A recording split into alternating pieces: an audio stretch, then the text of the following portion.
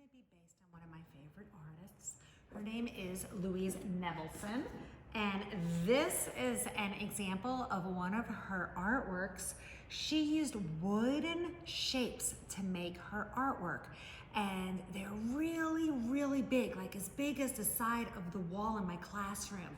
And she used mostly geometric shapes like circles and squares and triangles and rectangles that we just used for our last painting and drawing project. So we're gonna do something a little bit different with the shapes this time and be inspired by Louise Nevelson. So let's get started. This artwork by Louise Nevelson is about 8 feet high by 3 feet wide, and it's made out of wood. And she actually created a whole new style of art, and this style of art is called Assemblages, and that became a new term for a whole new style of art invented by Louise Nevelson.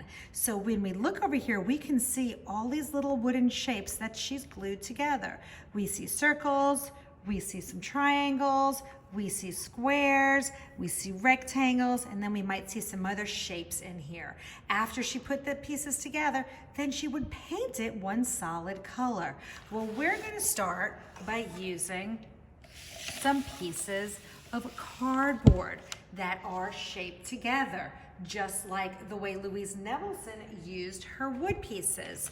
And what we're gonna do is we're gonna have one big square for our background, and then we're going to use some other smaller pieces to put together to make our assemblage. Those of you at home, if you have some cardboard that you could use, that would be great. If you don't, you could use paper also.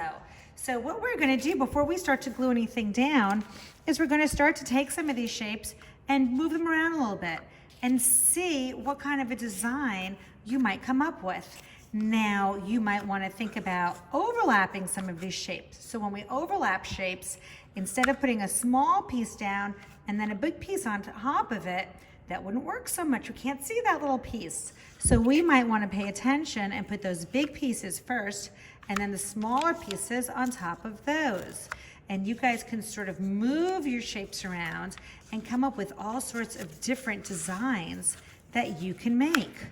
And don't just glue them down first right away. You want to move them around a little bit and just see some of the different designs and shapes and images that you can make by moving them around. See, just by moving these shapes around, I'm making things look very different. I also cut up some paper towel rolls, and that gave me some circles that are three-dimensional.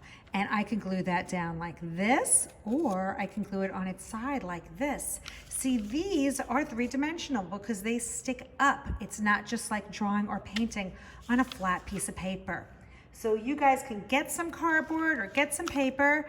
You can get some scissors if you want to cut some of your own shapes, and get some glue and move your shapes around and see what you can come up with, and then glue them down together so they stay there, and have lots of fun. And you could even be creative and find some other shapes from around your house that you can glue down onto your assemblage. Have a lot of fun, guys.